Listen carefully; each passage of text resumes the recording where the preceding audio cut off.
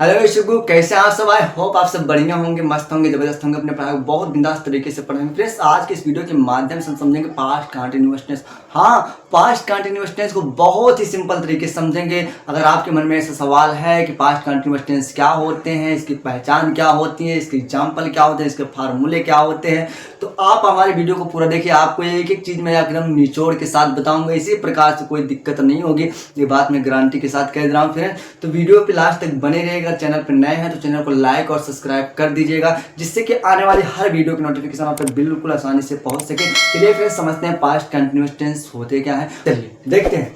तो हम कहते हैं पास्ट कंटिन्यूअस टेंस में सुग्गा लिख लीजिए पहले ना अच्छे से, पास्ट कंटिन्यूअस,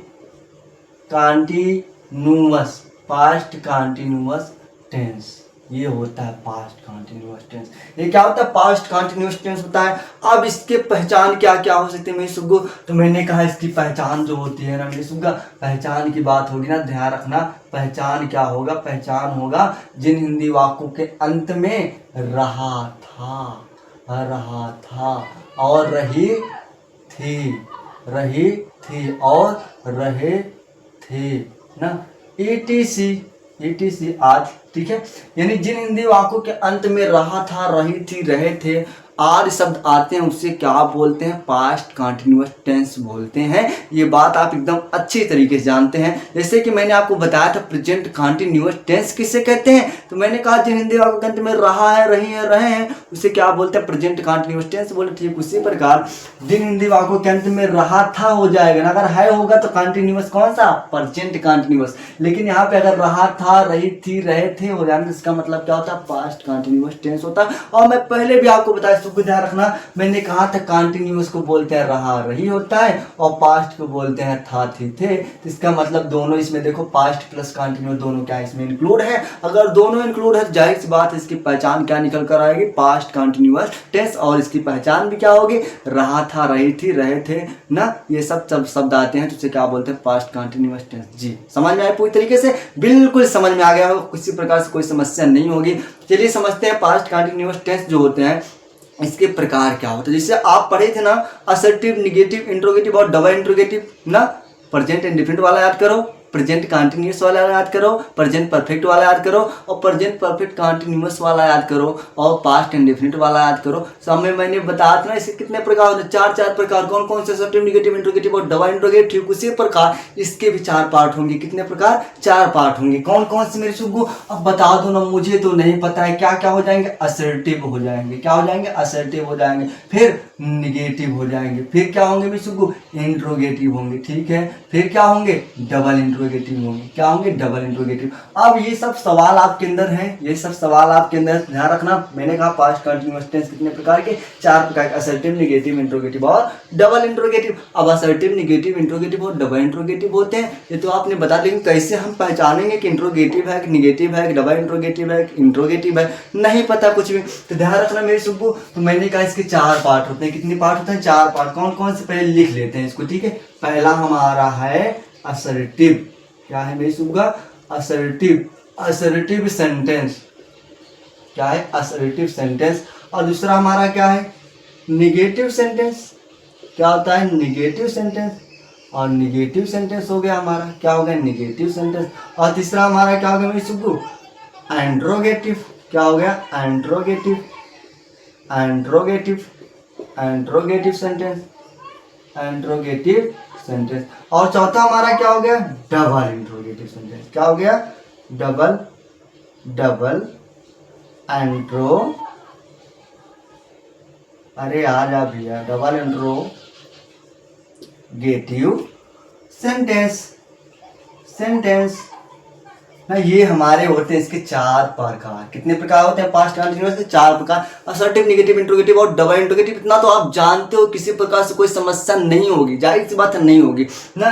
तो मैंने कहा अच्छा ये बात है, तो इसके जो फार्मूले होंगे क्या होंगे बता दीजिए आप हमें। तो इसका जो फार्मूला होता है ना मेरे सुब्बू, क्या होगा? सबसे पहले ध्यान रखना, इसका फार्मूला होगा सब्जेक्ट और is oblique am oblique are किस में लगता था, प्रेजेंट कंटिन्यूअस में, लेकिन इसमें क्या लगेगा, was oblique were, was oblique were, was oblique were. तो हम क्या लिखेंगे, सब्जेक्ट प्लस वाज और ऑब्लिक करके क्या लिख देंगे, वर लिख देंगे, और प्लस क्या लिख देंगे मैं इसका मेन वर्ब का फर्स्ट फॉर्म, और इसी में क्या करेंगे ना आईएनजी चिपका देंगे, और प्लस क्या कर देंगे, ऑब्जेक्ट कर देंगे, और प्लस क्या कर देंगे, अदर वर्ड कर देंगे। आपका ये बन गया फार्मूला।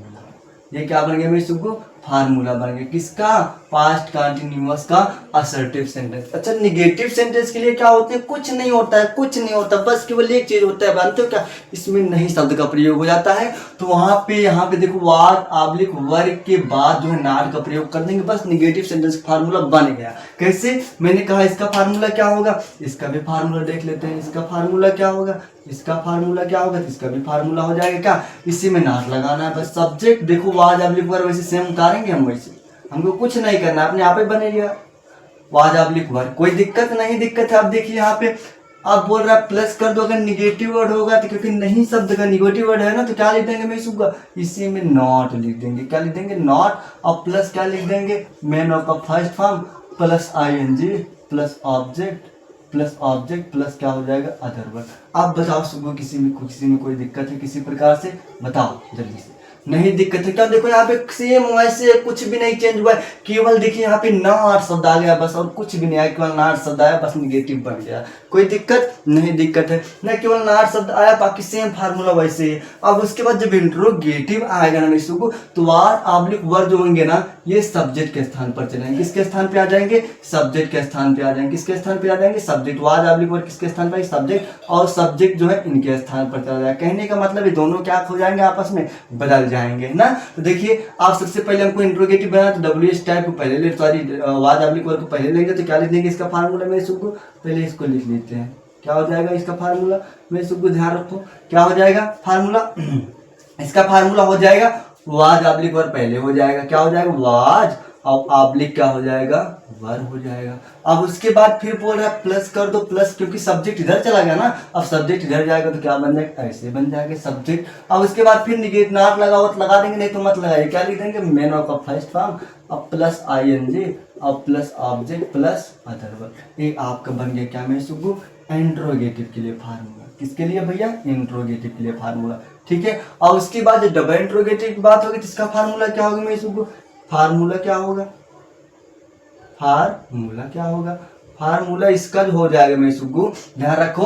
अब यहाँ पे कुछ नहीं करना आपको, कुछ जैसे इसमें देखो हमने क्या किया था, वाज ऑब्लिक वर के बाद नॉट लगा था, ठीक उसी प्रकार ना डबल इंट्रोगेटिव होगा ना सुको, तो यहाँ पे ध्यान रखना सबसे पहले डब्ल्यू टाइप लगा लेंगे, बाकी पूरे वाक्य वैसे उतार लेंगे। देखिए कैसे, डब्ल्यू टाइप लगा दिए, प्लस क्या लगाएंगे, देखो वाज ऑब्लिक वर है तो वाज ऑब्लिक वर ही लगा देंगे, वाज ऑब्लिक वर ही लगा देंगे, और प्लस क्या है, सब्जेक्ट है, प्लस करके हम सब्जेक्ट ही लगा देंगे, क्या लगा देंगे, सब्जेक्ट, और प्लस है मेन वर्ब का फर्स्ट फॉर्म, तो मेन वर्ब का फर्स्ट फॉर्म लगा देंगे, प्लस क्या है आईएनजी है तो आईएनजी लगा देंगे, और प्लस क्या है ऑब्जेक्ट है तो ऑब्जेक्ट लगा देंगे, प्लस क्या है अदर वर्ड है तो अदर वर्ड लगा देंगे।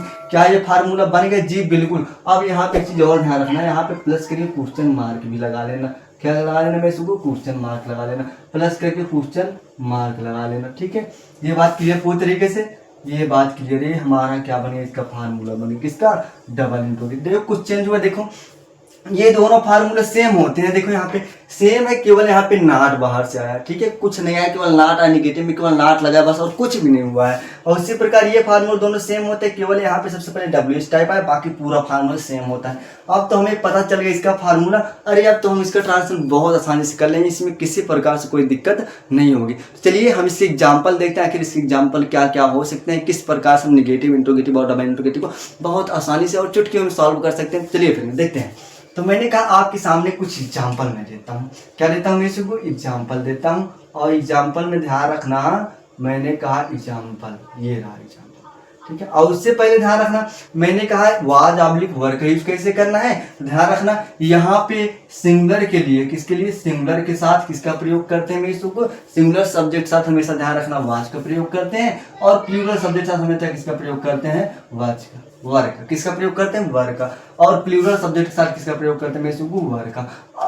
अब सिंगुलर सब्जेक्ट नहीं जानते हैं, प्लूरल सब्जेक्ट नहीं जानते हैं, तो मैंने कहा ही सीट नेम, ही सीट नेम ये क्या होते हैं, सिंगुलर होते हैं, आई वी यू दे ये क्या होते हैं, प्लूरल होते हैं। लेकिन एक चीज ध्यान रखना, पास्ट कंटिन्यूअस टेंस में या पास्ट टेंस में आई जो होता है सिंगुलर माना जाता है। क्या माना जाता है? सिंगुलर माना जाता है। इस चीज़ को आप बिल्कुल ध्यान देंगे, क्योंकि पास्ट टेंस में जो है आई सिंगुलर माना जाता है। अगर कोई आपसे पूछे कि आई जो होता है सिंगुलर और या प्लूरल होता है, क्या होता है, तो आप क्या बताएंगे? ये सिंगुलर और प्लूरल दोनों होते हैं ना। अगर कोई कहे आपसे कि आई क्या होता है, सिंगुलर होता है प्लूरल होता है, तो आप क्या बताएंगे मेरे सुग्गू? प्लूरल नहीं। अगर कोई सिंगुलर नहीं तो हमने कहेंगे क्या कहेंगे मेरे सुग्गू? हम इसको कहेंगे ये सिंगुलर और प्लूरल दोनों होता है, क्योंकि पास्ट में जाता था सिंगुलर हो जाता है और प्रेजेंट और फ्यूचर में रहता था अपने आप को प्लूरल बनाता है। ये बात क्लियर पूरी तरीके से? ठीक है, कोई दिक्कत नहीं ना।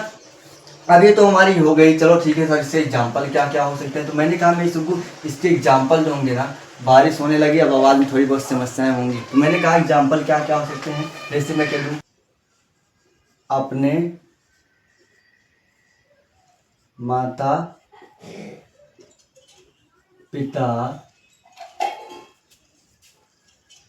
के लिए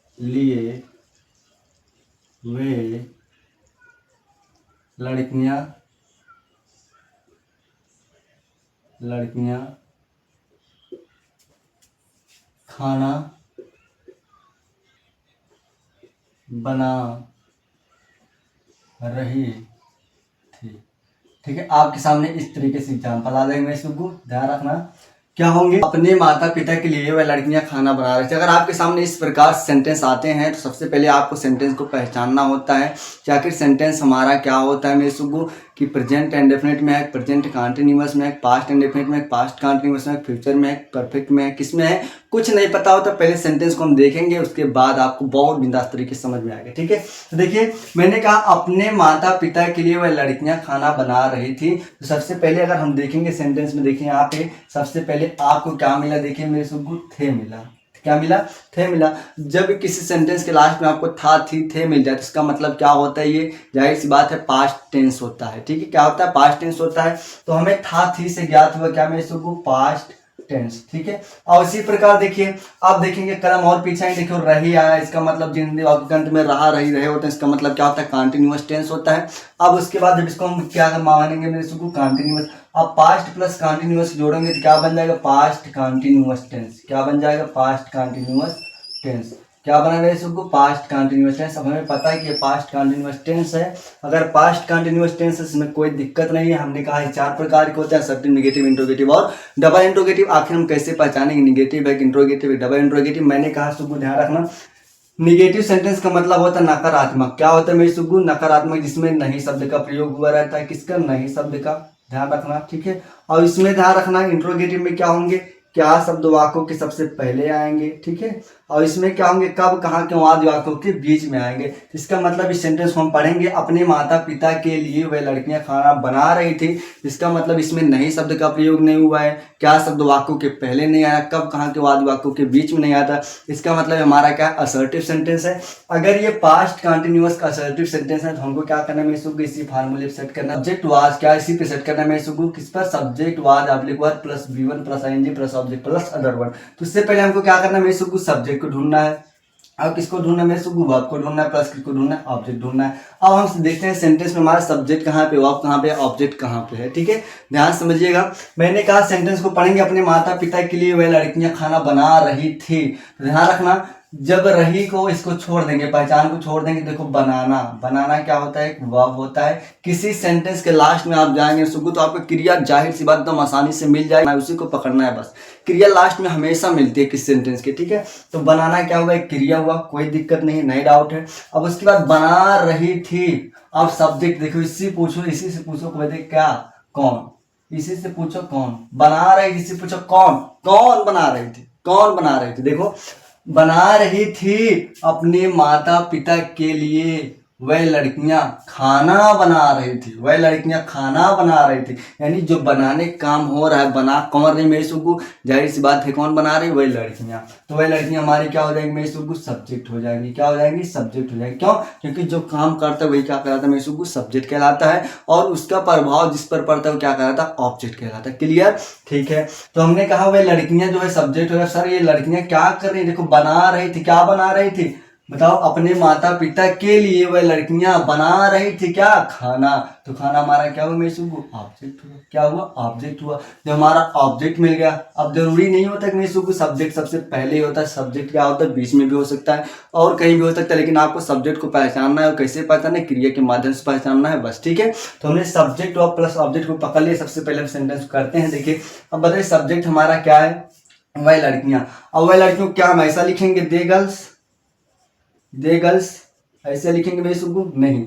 अगर इस तरीके से लिखेंगे तो हमारा क्या हो जाएगा, गलत हो जाएगा। क्यों गलत हो जाएगा, मैंने कहा मेरे सुगु ये हमारा क्या है, नाउन है और हमारा क्या है, नाउन है। इसी की जस्ट क्या है, प्रोनाउन है। अगर दोनों आएंगे तो एंड से जब तक नहीं जुड़ेंगे तब तक क्या माने जाएंगे, गलत मानेंगे। इसका क्या हमारा गलत है। तो हम क्या लिखेंगे, वह लड़कियां। वह लड़कियों की इंग्लिश में क्या बोलते हैं मेरे सुगु, दीज गर्ल्स। क्या बोलते हैं, दीज गर्ल्स। लिख लीजिए, सब्जेक्ट हमारा क्या हो जाएगा, दीज गर्ल्स।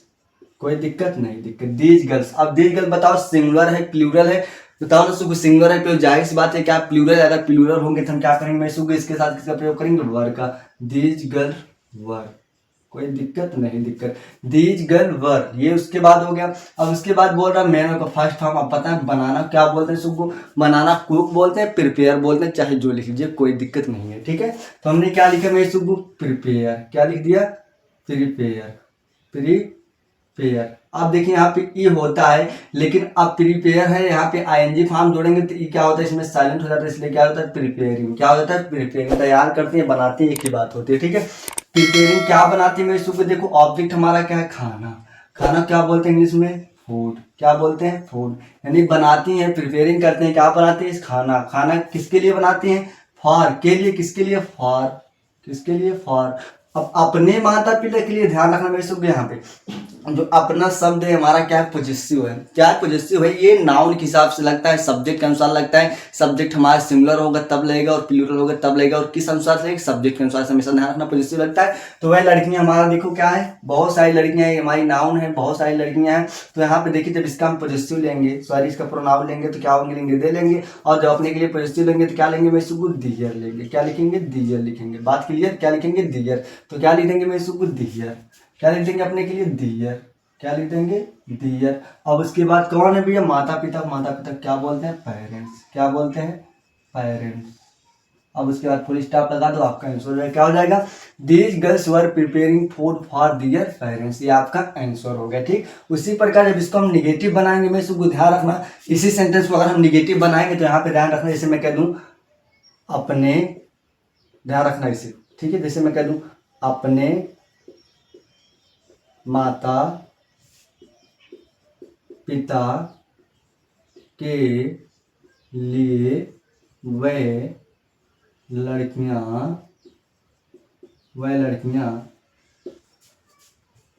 खाना नहीं बना रही थी।